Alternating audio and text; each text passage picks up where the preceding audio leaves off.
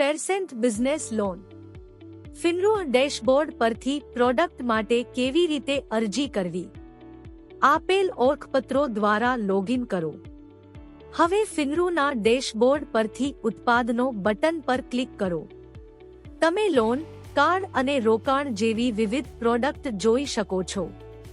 Loan વિકલ્પ પર click કરો. બિઝનેસ લોન વિકલ્પ પર ક્લિક કરો. અહીં તમે બિઝનેસ લોનના તમામ વિકલ્પો જોઈ શકો છો.